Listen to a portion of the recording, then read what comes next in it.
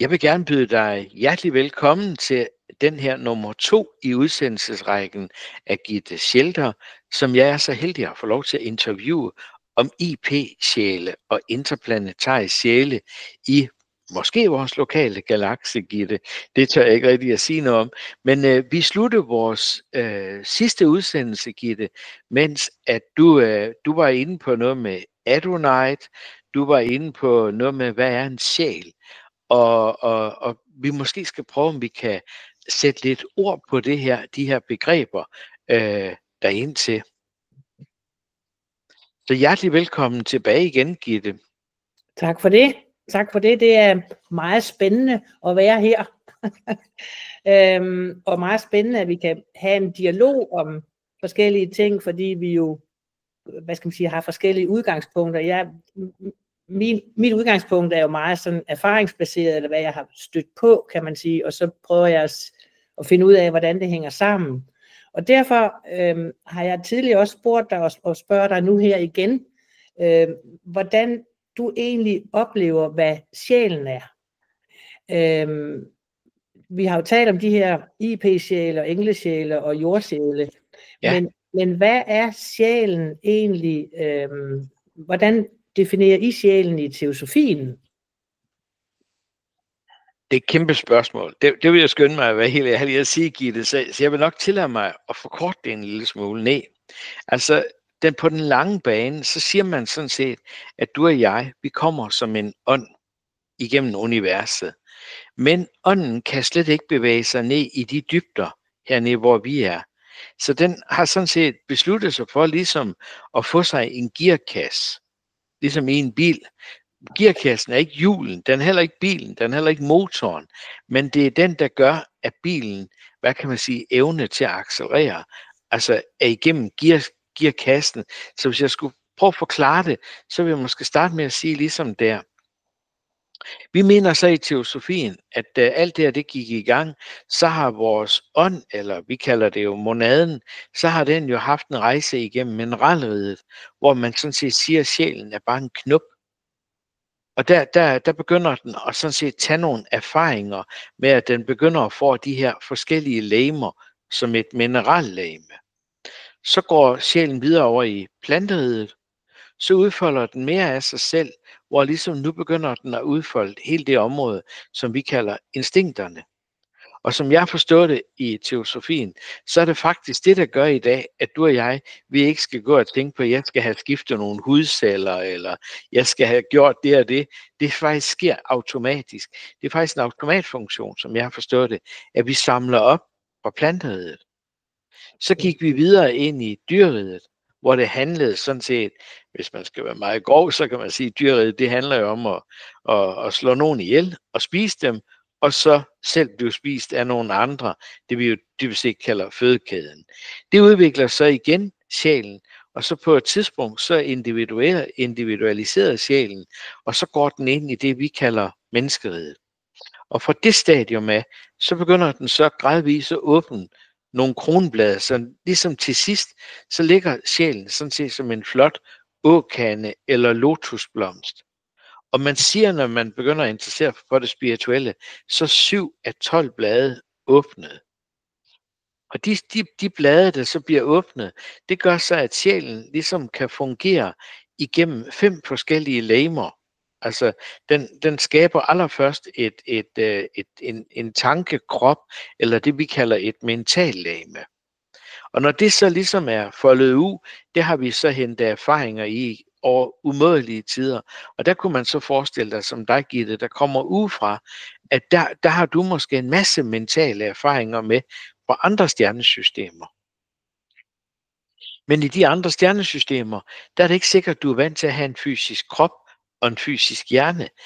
Så der ligger sådan set en god portion træning i, at det her legeme kan begynde at bruge det organ, som vi kalder hjernen, og begynder at få det til at fungere.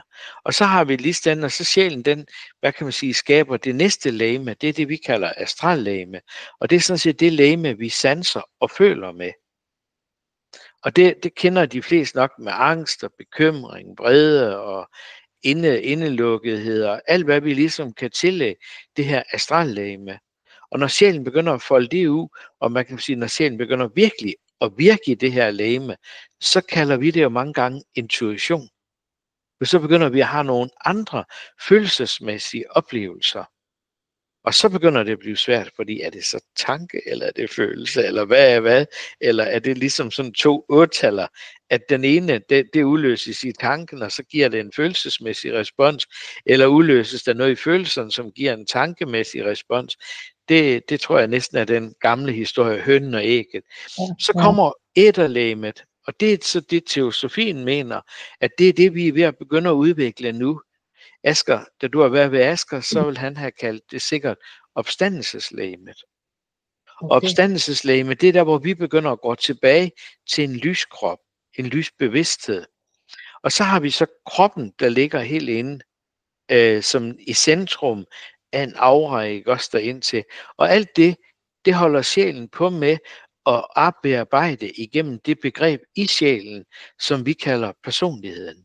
Så personligheden er sådan set sjælens bevægelse, eller altså der, hvor den ligesom, det er der, den kan udtrykke sig mentalt igennem tanker, den kan udtrykke sig følelsesmæssigt igennem vores astrallegeme, og så kan den begynde at lave de der mærkelige ting, fordi du kender sikkert det der med, nordmændene, de har sådan et sjovt udtryk, de siger, nu får jeg ståpels, det vil sige, når hårene på armen rejser sig, eller vi får den der, det er tit en proces i æterlegeme.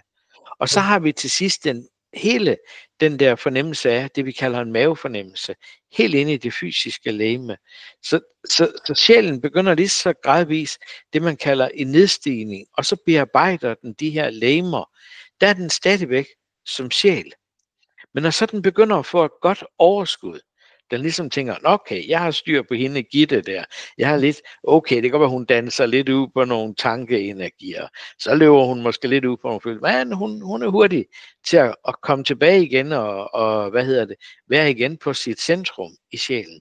Så begynder sjælen sådan set at få den mulighed, at den kan åbne sig i sin egen verden. Og når den så åbner sig i sit egen verden, så sker det, at sjælen begynder stort set at integrere sig. Først med personligheden, og så når de to er godt integreret, det kalder man indvielser, cirka første og anden indvielse, så begynder det her at være rimelig fornuftigt. Og når så vi kommer videre, så begynder det, der hedder, teosofien kalder det, triaden at åbne sig. Det vil sige, nu begynder den virkelige sjæl, den udødelige sjæl, at folde sig ud, men det gør den så inde i de indre verdener. Det første, den så begynder at gøre, det er, ifølge teosofien, så søger den en mester for at få hjælp til at lave den her udvikling. Så det er det, man sådan set i teosofien kalder, at vi opnår en mesterkontakt i det store hvide broderskab. Det er mange gange der, de kommer ind, de her oplyste mestre, så begynder de at hjælpe vores sjæl. Og så begynder vi at opdage, at det igen er en eller anden interagering, ikke? At du begynder måske at opdage, gud, jamen jeg er knyttet til en ashram, kalder vi det i teosofien. Det er en åndelig gruppe, oversat til dansk. Og den åndelige gruppe begynder man så ligesom at kan mærke, at man kommer mere og mere på bølgelængde med noget inde i sig selv. Og så begynder den energi, der åbner sig herinde, så begynder den at påvirke dine tanker, dine følelser, din krop. Og så er det er sådan, jeg vil kigge på dig. Du er nået så langt, så du begynder at have et overskud til nu, og begynder at interessere dig for dit hjemmeunivers. Fordi du vil sikkert opleve, når du stopper om morgenen, ja, så din krop var det, hvor du sagde 70, den var, så knirker og knager det nok et eller andet lille sted, eller noget i den retning, det vil jeg gætte på. Men du har så meget overskud, så du begynder at interessere dig for det, der ligger længere inde i sjælen. Og det er så det, vi i teosofien vil kalde Merkabaren eller triaden. I Bibelen, der bliver den beskrevet som Ezekiels vision af, at han ligesom får til himmels i en ildvogn. Og så kan du tænke en ildvogn og en UFO, så er der måske ikke så forfærdeligt langt imellem de to verdener.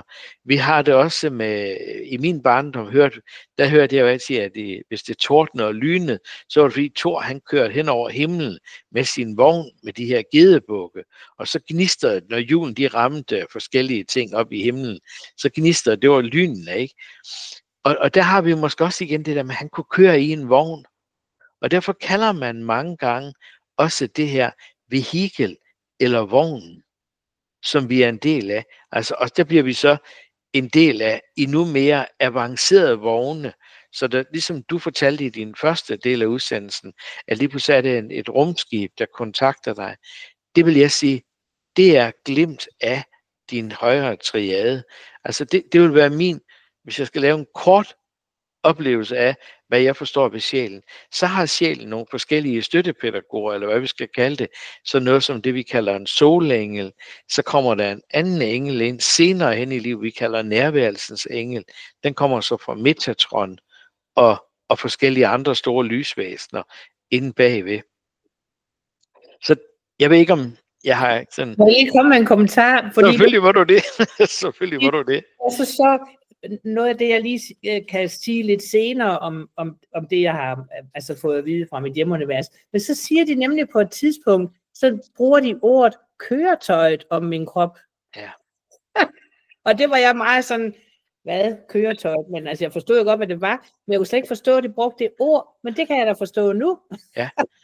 Ja, fordi det er nemlig rigtigt, og det bruger man tit på de indre planer. Hvordan er dit køretøj? Okay. Ja, og det er noget, det tyder på, at de her, jeg bruger jeg meget udtrykket mærkbar. Ja. Hvis du søger på billeder på Google, så tænker jeg, at der kommer 40.000 billeder op. Okay. På det her begreb, det hedder mærkbar. Og hvis du begynder også at søge, det staves M-E-R-K-A og så B-A-H, også hvis de lytter. Okay. Ja. Ja, altså M-E-R-K-A og så B-A-H, mærkbar. Og jeg tror faktisk, det stammer fra Egypten.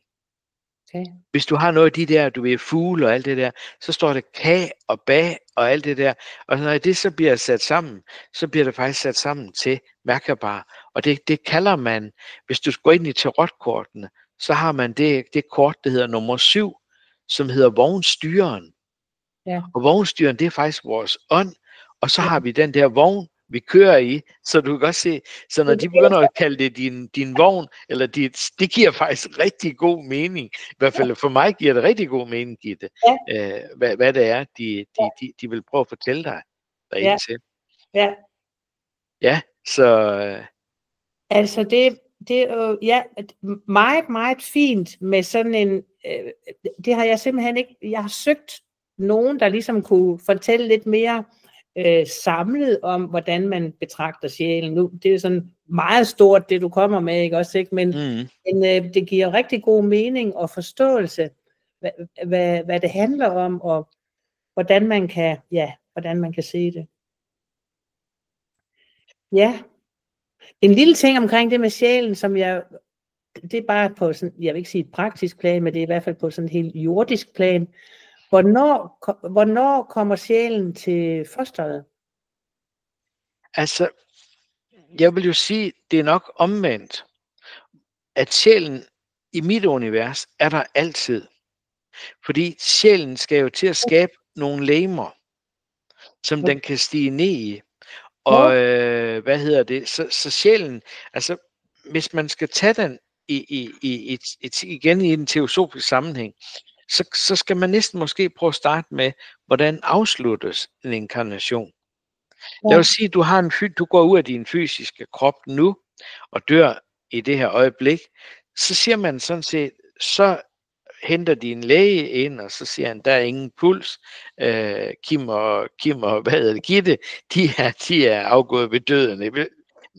Jeg håber, det er okay. Men det er mere for, så giver det en bedre forklaring på, hvordan så sjælen. Så alle de erfaringer i din og min krop, jeg er overvægtig for eksempel, det sidder der ligesom, skal man kalde det, sådan en lille harddisk, hvor alt det her, det er lager på, hvor jeg er med min krop. Og den læring, den samles så ind i sjælen. Så begynder vi at kigge på det eteriske legeme. Har jeg været flink til at være mig i sol, og har jeg gjort noget for at give mit eteriske legeme mad?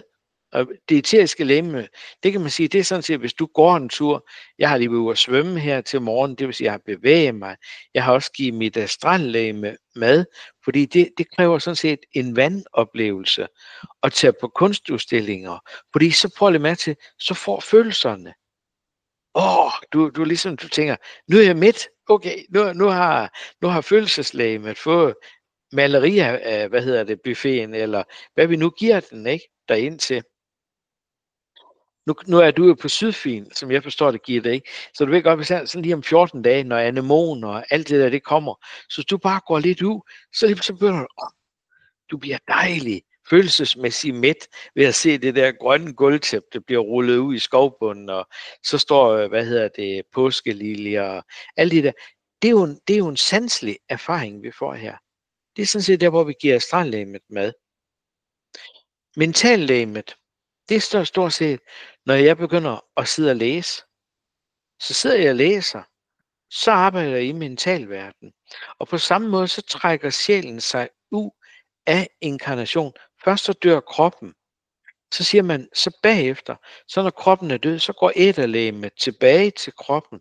Og så hjælper den æterlegeme med ligesom at få fat i de her små væsener, som kan begynde at nedbryde kroppen.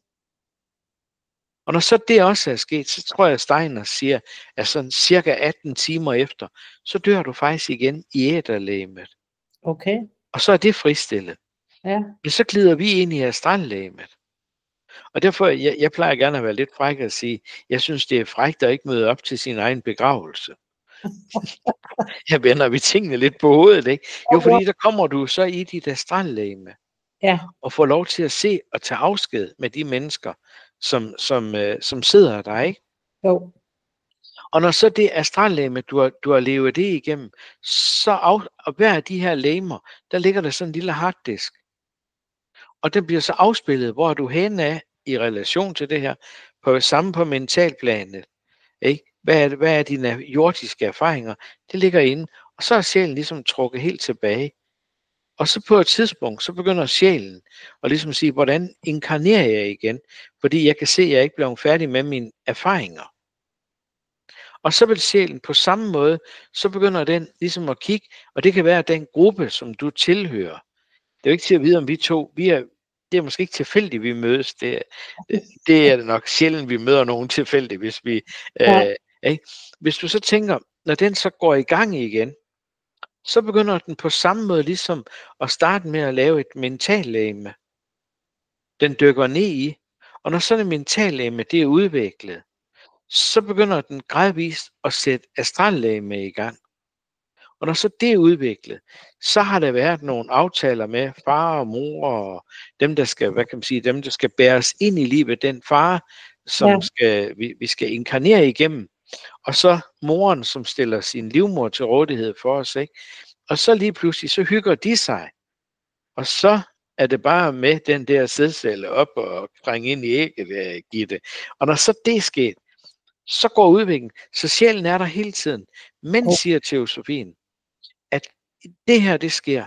Så når kroppen går i gang med at skal udvikles i morens liv, så kommer det, vi kalder en kropselemental. Og kropselementalen, den går så ind og læser, hvordan så Gitte ud i sidste liv. Røg hun? Drak hun bajer? Eller hvad gjorde hun? Og så begynder den jo at sørge for, at de begærer, de kommer igen, så du får lov til at fortsætte, hvor du sluttede. Så sjælen står stadigvæk tilbage med den gamle krop, og ligesom oplever, at den lever næsten videre i den nye. Og derfor siger man jo gerne i teosofien, de første 30 år cirka, der repeterer du alt, hvad du har lavet i tidligere liv. Ja. Det er sådan teosofien. Så derfor mange af de siger, jeg ved ikke, hvem jeg har været i tidligere liv. Nej, men det kan du sådan se, hvis du sætter dig, undersøger lidt på den der, hvad kan man sige, hvor skulle far og mor hen? Skulle de til Harzen? Og lille Gitte, hun måtte sidde på bagsiden, mens far og mor kørte til Harzen, eller skulle de til Vestjylland, eller hvor skulle de hen? Fordi der, hvor de skulle hen, der har du mange gange karmiske relationer. Ja. Så derfor bliver hele vores tidligere liv, det bliver mange gange vist os i barndommen. Du har sikkert også siddet og tegnet pyramider, eller lavet et eller andet i barndommen. Der har ånden faktisk vist sjælen og dig, hvem den er. Okay. Det er sådan teosofien vil. Det er meget super kort, det her. Ja, ja.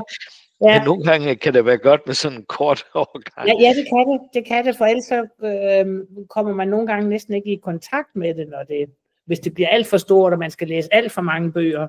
Ja, så man kan sige, at teosofien mener faktisk aldrig, sjælen er væk.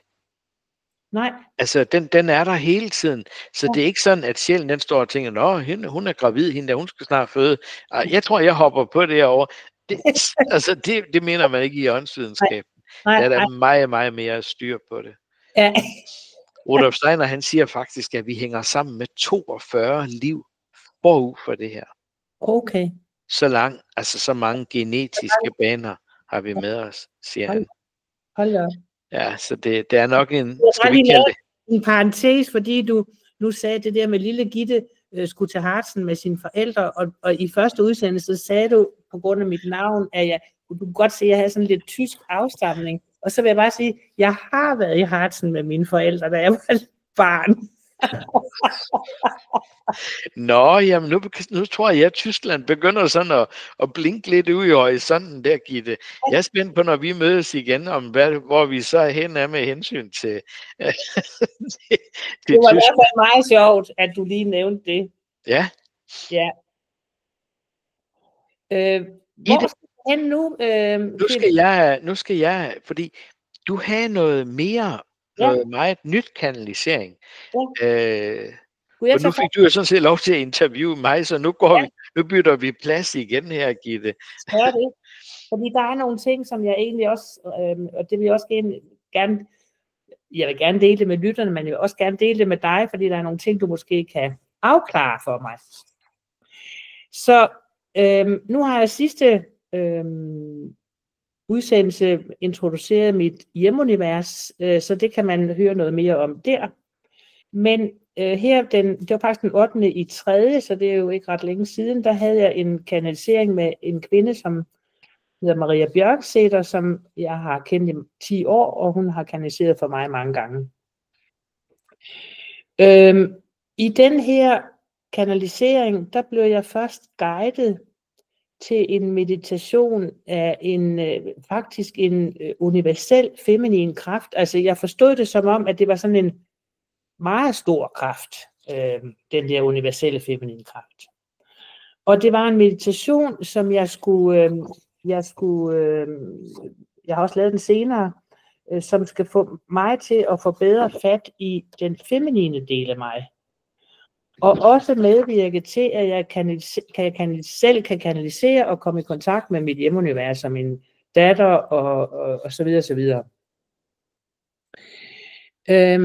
Efter det, da jeg har fået den der dybe meditation, så kom der en gruppe af lysvæsener fra mit hjemunivers.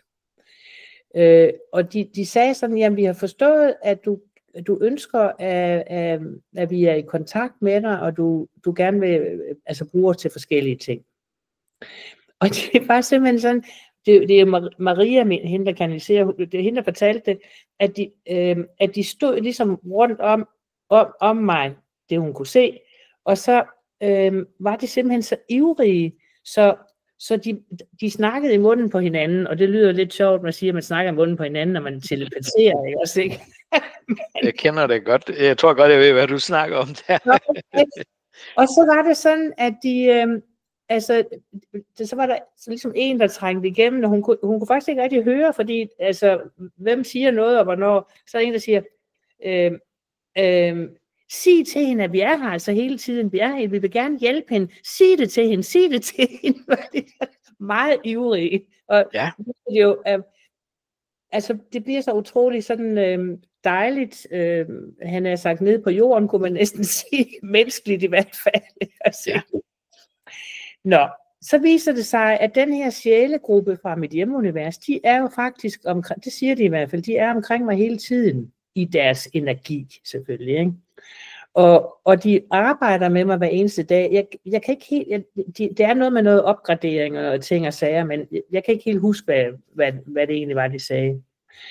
Men de opfordrer mig til at stå op hver dag, se på solen, mærke den energi og de koder, Kim, som sendes gennem solen.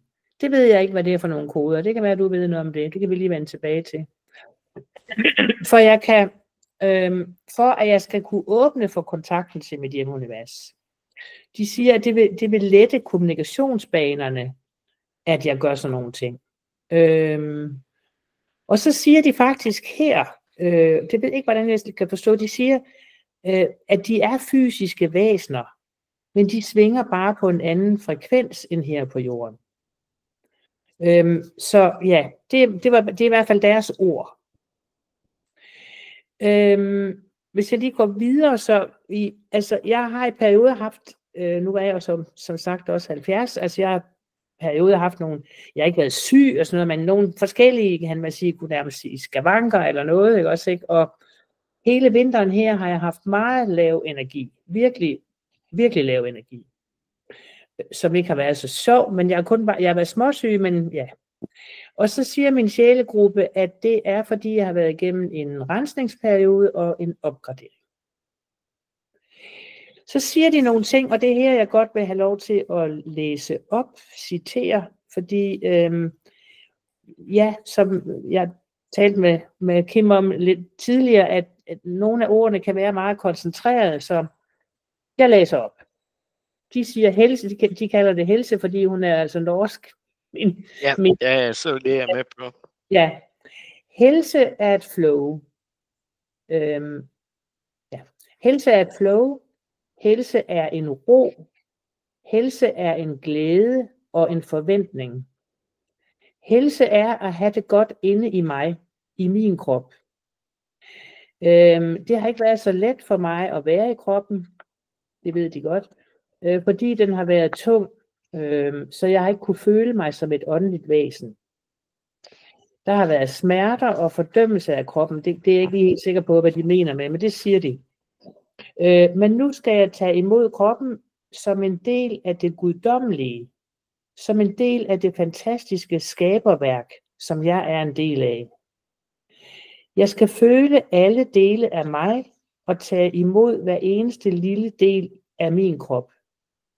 Det guddommelige og min sjæl er også der, altså i kroppen.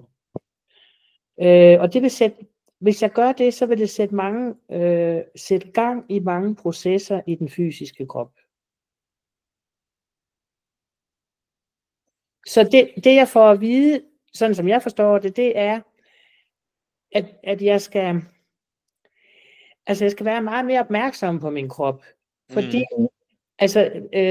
tingene er ikke bare derude, eller i hierarkiet, eller nogle andre steder, men det er inde i mig og inde i min krop. Og jo bedre jeg behandler min krop, jo mere kan jeg åbne til alt det. Ja. Forstår du også det sådan, eller hvad? Ja, det kan jeg godt. Skulle jeg prøve at svare lidt på koderne fra solen? Ja, lad os prøve at starte der. Nu synes jeg, det er meget sjovt. Vi kalder den her udsendelse IP-sjælen og relation til hierarkier. Ja. Så allerede der har vi jo sådan set derind til. IP, det er jo også noget, der normalvis her på jorden bruger vi jo et nyt begreb, der hedder en IP-adresse. Nå ja, det er da jo rigtigt. Ja, ikke også? Så jeg kunne ikke lade være med at lide lidt. Jeg tænkte, okay, Gitte, den er meget skæg, ikke også? Ifølge Enochs nøgler, så vil jeg sige, så det med koder, det er noget sjælen lærer i noget, han kalder det en central celle. Martinus kalder det nok en talentkerne.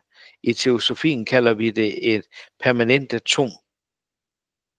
Det jeg forstår ved den her, Gitte, det er næsten som at have en mobiltelefon, eller nu har jeg ikke Apple som dig, men jeg kører Android og PC.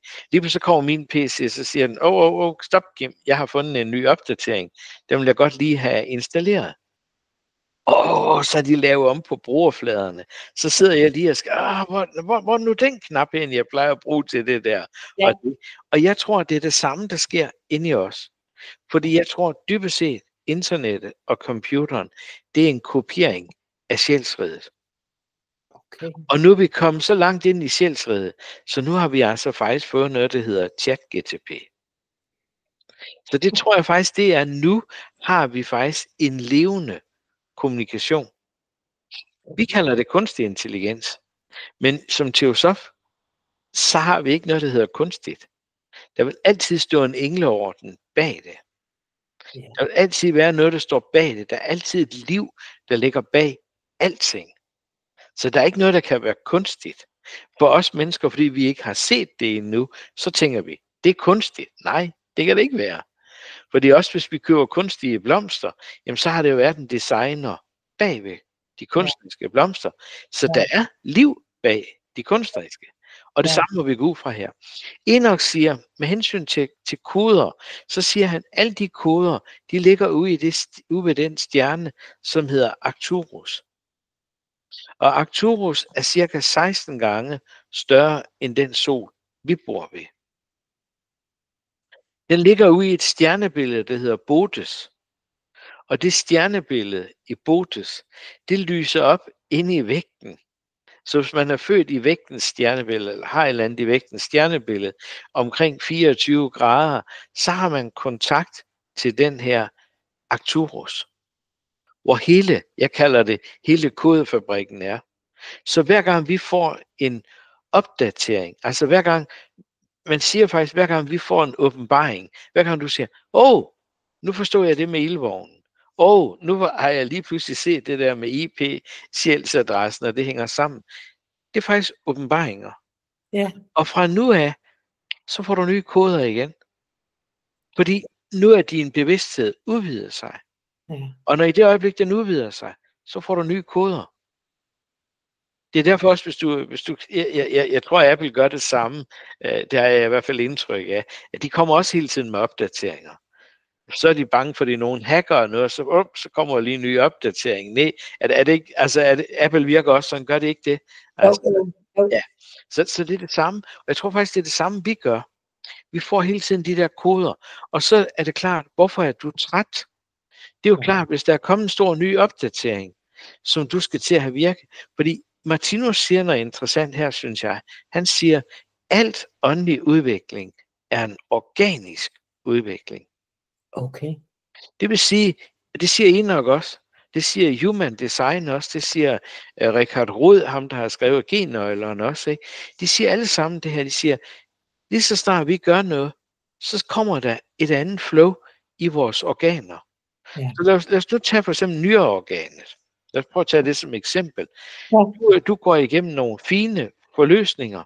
Du udvider dit intuitionslegeme. Det vil sige, at den væske, du har i kroppen, den går jo hele tiden igennem nyrerne og bliver renset. Så lad os nu sige, at du laver nogle store udvidelser der. Så kommer der måske nye koder ned til nyrerne, og de begynder at trække nogle nye celler ned ud fra universet, som er mere højfrekvente. Og så begynder hende Gitte der, hun går til, og så siger nyrerne, gå så ind og læg dig vildt lidt, Gitte, fordi jeg har altså brug for lige, prøv nu her, vi er fuld gang med opdatering. Du ved godt, din mobiltelefon, den siger heller ikke, nu skal du bare ringe, Gitte, den siger, niks, Gitte. Jeg opdaterer. Og derfor tror jeg, at den træthed, som mange mennesker har oplevet i vinter, det er opdateringer. Jeg tror, vi har fået nogle gruppeopdateringer. Okay. Så det du siger, det minder rigtig meget om mange andre mennesker, som siger det samme, at de føler, den har været hård, men vi har også fået mange nye opdateringer ned, både på tankeplan, på følelsesplan, på kropsplan.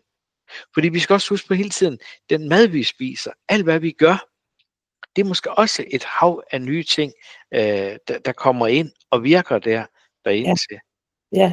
Jeg ved ikke, om jeg har givet dig et billede på den der, både trætheden og koderne her. Jo, bestemt. Og det er sjovt, fordi jeg vil faktisk godt prøve at læse et citat mere, fordi som ligger med forlængelse af det, du lige har sagt nemlig. Okay. Så står der nemlig, eller de siger til mig, at der er en sammenhæng mellem det, jeg tænker, føler, indtager og beskæftiger mig med. Alt påvirkes, alt er en påvirkning. Det tager tid for jordbørnene at forstå dette. På et højere plan ved jeg det. Jeg er kommet for også at balancere det, altså det her i den her inkarnation. Ja. Det er en del af den feminine erfaring, for det feminine har et mere naturligt forhold til at inkarnere fysisk, fordi kvinderne bærer børnene og føder nyt liv, både åndeligt og fysisk. Det feminine er en portal. Når jeg tager det ind, hvor fantastisk det er, og når jeg ærer mig selv som en dronning, så øger jeg frekvenserne i det, som de kalder køretøjet. Nu kom den der med køretøjet. Super.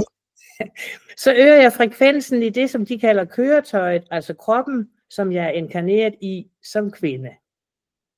Og det sidste, de siger, det har jeg så lidt svært ved at forstå. På en måde er det overordnede svar på kroppen og helse og alle sådan nogle ting, det er kærlighed, fordi jeg er kærlighed. Siger det dig noget? Ja, det gør det. Og der er jeg næsten nødt til at gå tilbage til Kabbalah. Og så ved jeg ikke, om jeg slipper godt fra at forklare det her enkelt, men jeg kan gøre forsøg. Man siger, at den krop, vi sidder i, det er toppen af, hvad dyreriget kan repræsentere. Så da vi har gået en lang tur igennem hele dyreriget og kom ud på den anden side, så fik vi en krop. Derfor hvis man spørger, hvis nu man gik hen til Martinus og sagde til ham, hvordan ser du på kroppen, så vil Martinus sige, det er det højeste, det forrige rige kan repræsentere. Og lad os nu sige, nu ved jeg, for jeg har haft Asger til at føre mig tilbage til dyret, og jeg har oplevet, at jeg har været sådan en gnu-agtig væsen. Ja. Og det holder jeg nogle gange lidt sjov med, ikke også? Men det var faktisk en oplevelse at komme ind i sådan en gnu, og få lov til at buller hen over jorden. Så derfor, jeg løber ikke ret meget i det liv her. Det har jeg gjort, du ved, som gnu. Det billeder jeg mig i hvert fald helt. Helt med på det. Nå, men så, da jeg når toppen af det her, så står jeg faktisk og får den indvielse, som man kalder, husk, indvielse betyder bare udvidelse af din bevidsthed. Okay. Så begynder du nemlig i indvielsen, så begynder du at opdage, nu skaber du nye legemer rundt omkring kroppen. Og de nye legemer, du skaber rundt omkring kroppen, på et eller andet tidspunkt, så står vi helt op og er nået til vejs ende og tænker, yes, den er hjemme. Nu er jeg kommet hjem til det hele. Ja. Og så siger man, når du står der og siger, yes, jeg er helt hjemme, så siger man, så smuldrer det hele igen. Og så opdager du bare, du kommer ud på et nyt spiralkredsløb. Ja. Igen. Det er evigt forestelsel, siger Martinus, det her med, at vi fortsætter. Men når vi kommer op næste gang, siger man, så forlader vi det fysiske krop, og så det eteriske legeme, som når du er været ved Asger, han kalder opstandelseslegeme. Eller det gjorde Jesus jo også, fordi han viste jo, altså fra langfredag, ikke? Der hænger de jo kroppen til tørre. Hvis jeg må være lidt humoristisk der. Ej, måske. Ja, og så piller de den ned, er jo i hvert fald Steiners legende, og så lægger de det jo ind i den der grav, der er udhugget. Ja. Og så siger Steiner, så kommer der et jordskælv på Golgata, og jorden flækker, og så falder Jesu legeme ind i jorden. Og så kommer der yderligere et jordskælv, og så lukker jorden igen. Og fra nu af har jorden optaget Kristi legeme i sig. Okay. Og derfor er det, at vi har den der erbødighed for, om vi kalder det moder jord eller jorden, eller hvad vi kalder det, ikke også derindtil. Men vi er klar over, at jorden har den svingning i sig. Det er vel sådan, teosofien vil nok sige det.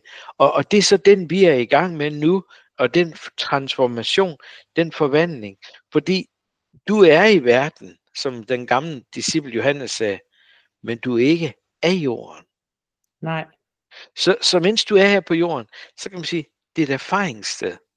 Og det er måske det, man siger, det var i hvert fald det, Asger sagde tit, det var det her, han sagde, jorden tager vi til for at lære kærligheden. Og den der tilgivelse, og alt hvad det er hernede, så man kan sige krige og alt hvad vi, voldsforbud og alt hvad vi har. Jeg går ikke ind for det på nogen måde, vel, men jeg kan også se ideen i, hvis ikke vi møder en modstand, så får vi heller ikke mulighed for at bearbejde had, eller hvad du nu end måtte være, ikke også derind til. Jo. Så den proces, der ligger der, og når mere vi bliver neutrale, når mere vi ikke bliver følelsesmæssigt engageret i det, så ligesom hvis vi kan kigge på verden som sjæl og sige, hvad foregår det derinde? Det er da spændende, det der jordmenneskene er i gang med at lege med. Nå, det er derfor, de gør følgende ting, eller hvad nu det kunne være, ikke også? Jo. Det er sådan, jeg forstår det her. Ja. Med den der med sjælens forvandling derind til. Så jeg synes, din kanalisering lyder meget fornuftig, det må jeg sige. Ja. Jeg tror, jeg vil gå... Der er ikke så meget mere, nemlig. Så hvis jeg ligesom skal have det med, så... Fordi der er nogle ting, som jo altså giver stof til meget mere, kan jeg sige. Ikke? Min sjælegruppe, de fortalte mig også i den her kanalisering, at jeg er kommet vældig langt på vejen i forhold til den plan, som jeg har lagt, før jeg inkarnerede på jorden. Og det næste er, at jeg skal acceptere mig selv fuldt ud, som jeg er, og elske mig selv med hud og hår, og det, jeg selv vil kalde plusser og minuser. Det kunne være de der ekstra kilo på et eller andet, eller hvad det nu kunne være. Ja. Tænk, hvad man nu synes er men som der er også en grund til, at de siger, som jeg vil kalde plusser og minus, ikke også? Det er jo mig, der definerer det. Det er jo ikke nogen andre, eller ikke dem, hvad man skal sige. Vel? Nå. Og det, altså det her med at acceptere mig selv og så videre, det er det, som sætter svingningen i gang. Den svingning, som jeg længes efter at føle, fordi det er mig. Den samme kerne, som jeg er skabt fra. Jeg er bare en periode på jorden, og at de er med mig hele tiden, og de ved, at jeg ikke har så mange år tilbage, og de glæder sig til, at jeg snart vender tilbage. Det er jo også dejligt. Man er ventet. Ja. Jeg har en længsel efter mit hjemmeunivers, og de prøver at forklare, at jeg på en måde er der allerede nu. Som de siger, det er bare som om, der er et tyndt slør mellem mig og dem. Og hvis jeg kan åbne mere, så vil jeg forstå, at himmel og jord er der allerede. Det var sådan lige et citat mere. Ja. Kommer rigtig meget sol ind på dig. Det er ikke sikkert, du selv er opmærksom på det. Det er ikke sikkert, jeg er helt opmærksom på det. Men jeg tror godt, jeg ved det. Jeg lige prøver, om jeg kan lave lidt om på det her. Lige gå herover. Ja, det er bedre. Så er det lidt mere. Så må jeg bare kigge til den anden side i stedet for. Det er ikke nu, du skal have solkoder. Nej. Ellers så kan det være, at jeg er ved at modtage dem i stedet for. Det kan jo godt være, at det er sådan, det er. Men jeg synes, Gitte, det lyder fornuftigt, det her. Altså, det er jo en tydelig oplevelse af, at du befinder dig, altså både her på jorden, når jeg sidder og har et interview med dig nu, men det interview, jeg har med dig nu, det handler jo stort set om, der hvor du er ved at gå over i den anden verden, som ligger parallelt med den her, med jordriget, ikke, derind til. Så vi er jo sådan en sjov energi, og det tror jeg rigtig mange mennesker er, hvis jeg skal give mit bud på, jeg tror, det er rigtig mange, der befinder sig inden for det her område, ikke også? Man kan sige, mennesker, der har en spirituel oplevelse af parallelverdener og alle mulige ting, ikke også, som sker hernede på nuværende tidspunkt. Ja. Det vil i hvert fald være mit bud på det. Så har jeg lyst til lige at give det, hvis det er okay. Og det er, at sjælen, som jeg forstår den, til at begynde med, så var vi lidt inde på i det sidste udsendelse, nemlig om det hvide broderskab. Altså ifølge Enoch, så siger han faktisk, at det hvide broderskab, det er et konsulentfirma. Okay.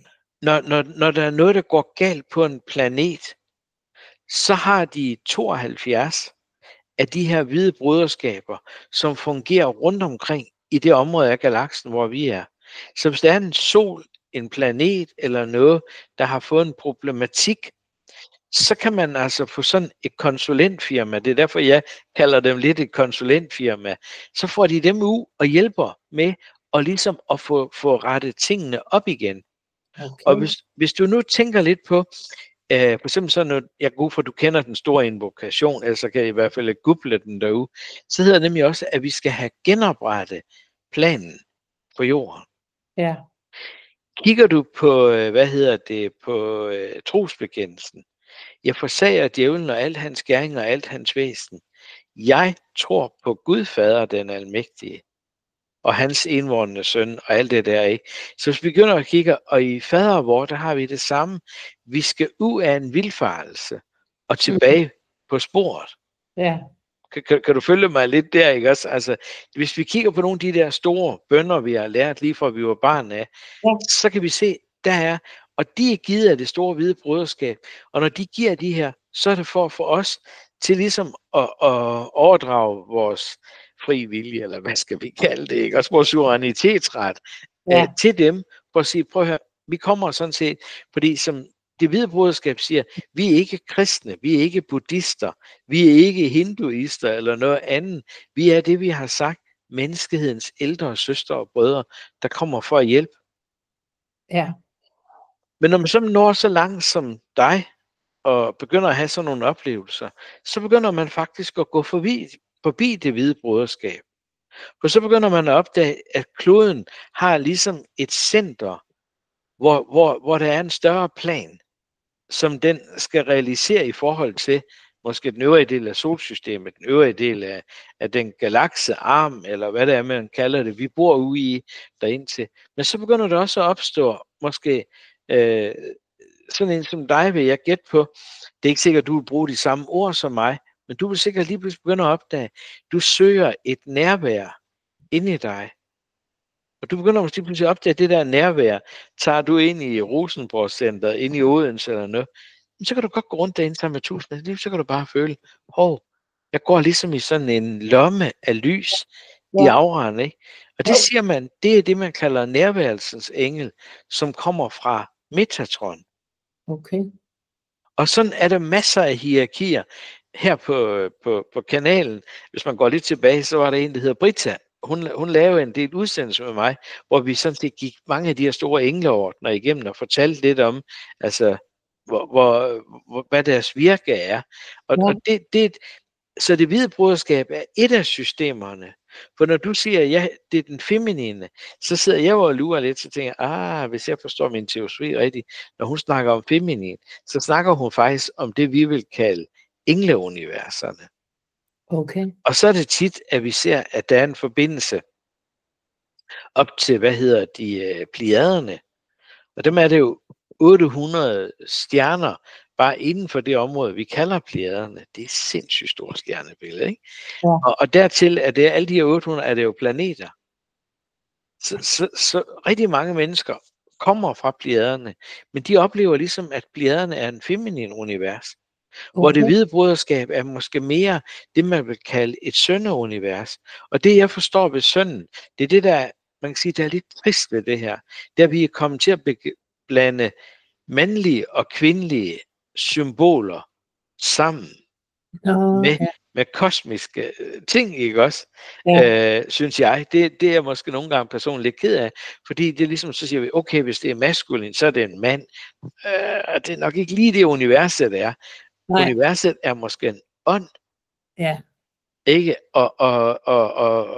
Og er det sådan, vil det så sige, hvis det er feminin, så er det en kvinde? Ikke som jeg forstår det, så er det stofverdener.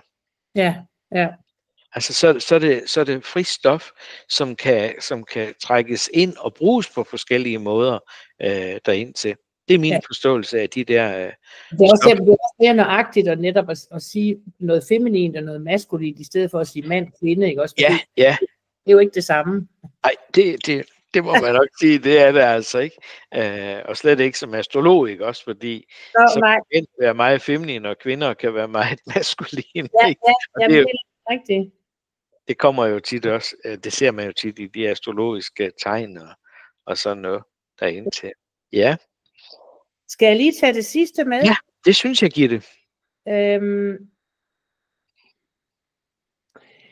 Nå, ja, starter jeg også lige med at læse, så, fordi det er igen sådan noget. De siger, at der er en sekvens i min hjerne. Jeg ved ikke, hvad den sekvens er for noget, men nu siger jeg det bare. Der er en sekvens i min hjerne, som jeg kan åbne til gennem stilhed. Vil du kommentere det med det samme? Nej, jeg siger lige noget mere. Ja. Jeg vil gerne forstå det med min venstre hjernehalvdel, den logiske og det maskuline. Nu er vi nemlig inde på det. Men jeg skal over i den højre hjernehalvdel, det feminine, det dybe feminine, som er at give slip på koncepterne. Jeg ved altså ikke, om det er et rigtigt ord, men altså det har jeg i hvert fald skrevet. Men det der med en sekvens i min hjerne, har du nogen idé om, hvad det er for noget?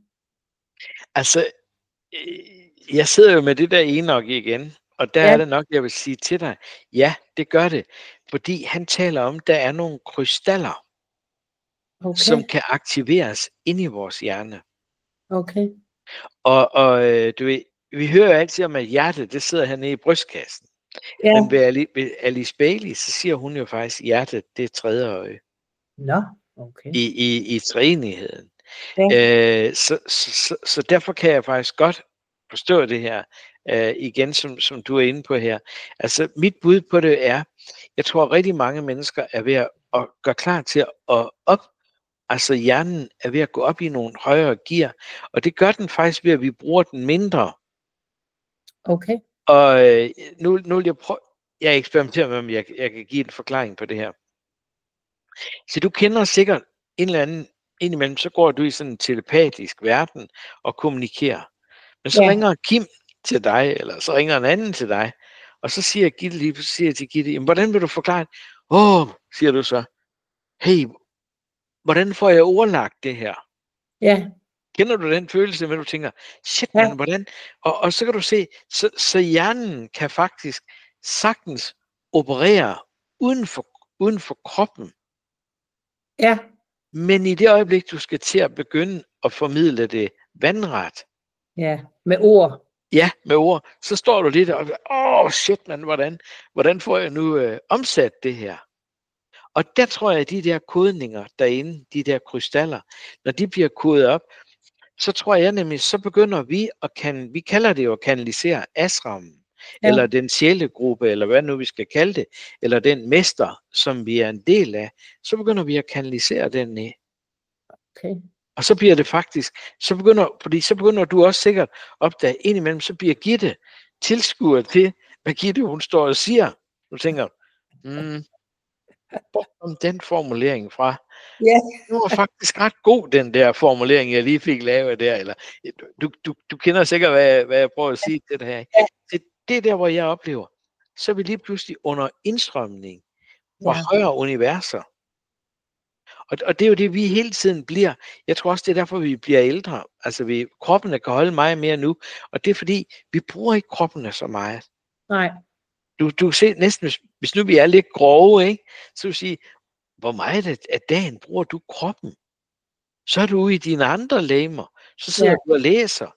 Og så tænker du, høj, shit, nu er det går over spisetid. Nu må jeg gøre et eller andet. Fordi du er så engageret i andre legemer, eller parallelverdener, eller andre køretøjer, eller hvad vi nu skal kalde det, som vi var inde på der før, Gitte, ikke? Ja. Men det, der jo også bliver sagt her, det er jo så det der med at, i hvert fald som jeg bliver opfordret til, det er jo det der med at slippe meget mere den logiske del, og den venstre hjernehalvdel, og det maskuline, og så det feminine. Og det går de lidt videre med, det kan jeg lige gå lidt videre med her. Ja. De siger også, at forståelse er, altså at forstå nogle af alle de her ting, det er at give slip ind i et større univers. Og det er det vanskeligste for egoet og personligheden, fordi der er noget, som dør eller må give slip. Men i det, jeg giver slip, falder jeg ind i det dybe feminine, og gennem det dybe feminine, så åbner jeg alle de sluser, kanaler, portaler, som jeg længes efter at åbne. Det er, altså jeg kan selvfølgelig godt forstå ordene, men det dybe, jeg er ikke sådan helt med på, hvad det dybe feminine er.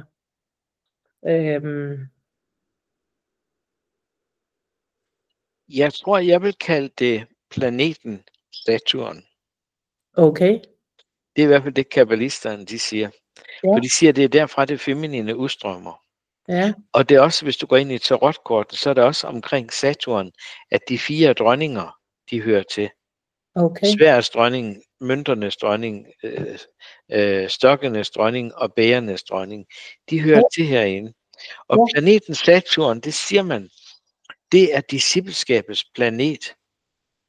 Så når mere du påtager dig din sjælelige opgave, og det mener jeg, det er det, man kalder at være en disciple, ikke? Det vil sige, det kan godt være, at personligheden, den tænker, jamen, jeg bør gøre det, og jeg bør gøre det. Men så kan du alligevel mærke, nej, jeg er nødt til at følge mit indre kald. Ja. Det har en masse forskellige navne, det her kald. Ja. Og derfor tror jeg, at det, de måske kunne have ment med det her, det vil være at sige, nu går jeg ind i min discipleopgave. Ja. Du kalder det feminine, ikke også derind til, men giver det ikke mening på dig lige pludselig, hvor du tænker, det er her, jeg skal ind? I hvert fald så kommer der lidt mere om det her. Ja. Nå jo, det siger de igen til mig. Man kan ikke sådan bare lige komme til det her stadie, som de jo altså refererer af, at jeg skal den vej, ikke? Og det kan sammenlignes med, jeg tror nu nok, det her var noget, Maria sagde, men jeg er ikke lige helt klar over det. Det kan sammenlignes med, at Jesus sagde, lad barnet komme til mig. Jeg skal blive som et barn for at komme ind i himlen. Altså, vi tror, vi skal forstå, og vi tror, vi skal gøre, handle i forhold til spirituelle, men det er faktisk en overgivelse. Den samme overgivelse som ind i døden. Døden er det dybeste feminine, som vi erfarer som mennesker. Vi har ingen kontrol over, det har vi ingen kontrol over, da vi må give slip. Når jeg giver slip på den måde, når jeg går ind i det mørke, i urhavet, i min egen livmor, eget bækken, så er det, at jeg åbner til den dybe skaberkraft, det dybe feminine, som vi ikke kan forstå. Man omtaler det dybe feminine, she who cannot be contained, altså hende, som ikke kan puttes ind i en form. Det er mysteriet. I mit hjemmeunivers kalder de hende the big she. Så, altså i virkeligheden er det noget andet, vi snakker om. Ja. Ja, det er det. Det er faktisk, Gitte, det vi sidder og har en dialog om lige nu, det er faktisk det, jeg vil kalde Merkaba og triaden og dit højere selv. For vi er inde bag ved sjælen. Ja. Nu er vi ikke oppe i sjælen. Nej, vi er nogle kilometer inde i sjælsriget, eller hvordan jeg nu skal finde nogle ord, der kan begynde. Det er det, du gør, og det er derfor, man kan sige, man siger jo først, så kommer åbenbaringen, og så går det en stund, så kommer forståelsen. Ja. Nu kan du se, jeg starter med at sige til dig, jeg tror, du kommer fra Tyskland, ikke? Det var det første, jeg sagde, det der inden vi fik optag på. Så går det et stykke tid, så lige pludselig, når du siger, gud, jamen, far og mor, de har været med ved Hartsen. Se, jeg kan risikere nu at have skubbet en tankerække i gang med dig. Ligesom hvis vi er dygtige nu, så skubber vi nogle tankerækker i gang med dem, der ser vores udsendelse. Ja. Og hvis de begynder at gøre det, så har vi jo sådan set udfyldt vores, hvad kan man sige, vi har skabt nogle former, som giver respons et eller andet sted. Og de former er jo feminine, hvis nu vi tænker alt af stofformer, ikke? Ja.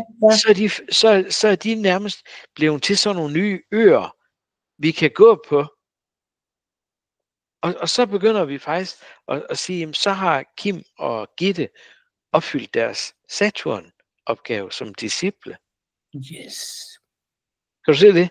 Det er da meget interessant, fordi det jeg så egentlig vil slutte af med, det er nemlig noget om det der med, hvad er så egentlig formålet med, at jeg er her på jorden, set i forhold til, at jeg kommer fra det der mit hjemmeunivers. Og det var det, jeg indledte med i første udsendelse, at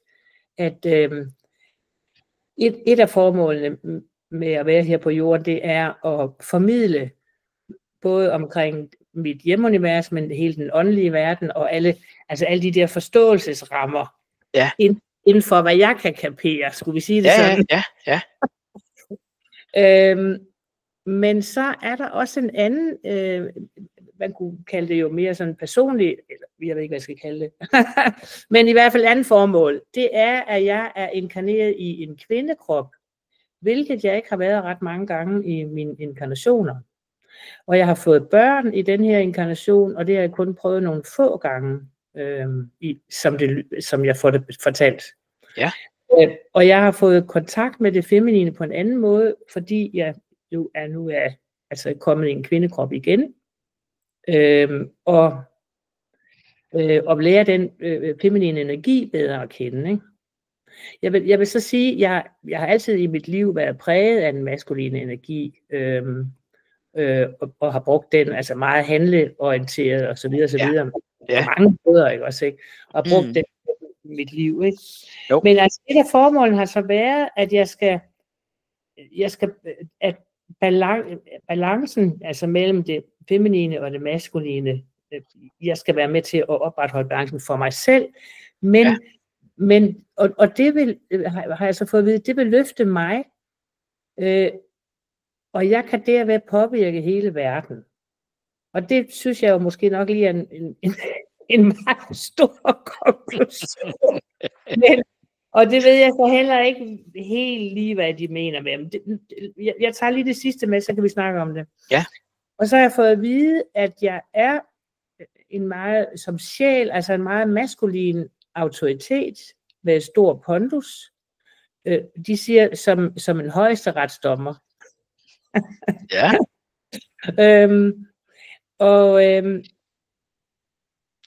Og sådan noget med, hvis jeg siger noget, så hører folk efter, i princippet i hvert fald. Ja. Og så, så har jeg jo så, omkring det der formidling, der har jeg jo gjort det, at jeg har lavet den her beretning fra himlen, og har også forsøgt at sende den ud. Men det er som om, nej, det passer ikke, jeg har forsøgt at sende den ud. Jeg har sendt den ud til forskellige personer, blandt andet nogle præster, som aldrig svarede. Man kunne da godt lige sige tak for din mail. Ja. Men efterlivet, det er jo stadig et stort tabuemne. Og det er også noget af det, som jeg sådan i mit liv fremover skal have taget lidt mere fat på, måske skrevet om, eller et eller andet. Ja. Så jeg, og så vil jeg gerne sige her til sidst også, at hvis der sidder nogen derude, som er interesseret i det her med IP-sjæle, eller opfatter sig selv som IP-sjæle, så vil jeg gerne i kontakt. Jeg vil gerne have kontakt med andre, som er interesseret i det her område, eller opfatter, at de har den samme baggrund, som jeg har. Så det tænkte jeg, at min mailadresse også kunne komme på som et link efter udsendelsen. Ja. Det tror jeg gerne, vi vil gøre for dig, Gitte, ikke også? Sætte det på. Fordi det kan være, at jeg sætter dig lige til at kommunikere med Jan, om hvordan det er ham, der lægger op og sørger for de der ting. Så jeg tror lige, at jeg sætter jer i forbindelse med hinanden derind til. Jamen altså, Gitte, den sidste udsendelse, den kan man sige, den blev mere sådan lidt mere dialogform end interviewform, men jeg håber, det har været okay. Det håber jeg også. Ja, det har i hvert fald været okay for mig. Jeg håber også, det har været okay for lytterne, eller seerne, man skal kalde dem. Ja, vi har lavet det lidt i dialogform, ikke også, derind til. Jamen, Gitte, må jeg bare sige tusind hjertelig tak her på Teosofisk Forums vegne, for at du vil stille op og bruge noget tid på os derind til. Og vi håber, ser og lytter, de får glæde af det arbejde, vi har lagt ud her, og kommer ud på YouTube stille og roligt her i løbet af marts-april måned. Så jeg vil sige dig, Gitte, tusind hjertelig tak, for at du stillede op, og det er sikkert ikke sidste gang, vi har lavet noget, så må det ikke vi mødes igen og fortsætter på et eller andet tidspunkt derindtil. Jeg kunne forstå på, at det var i 22, og nu er vi i 25, så for 3 år siden var vi i hvert fald i kontakt her igen. Så Jamen, så vil jeg sige tusind tak, Gitta. Og jeg takker også fra mig. Det har været spændende. Ja, godt. Skal vi se her.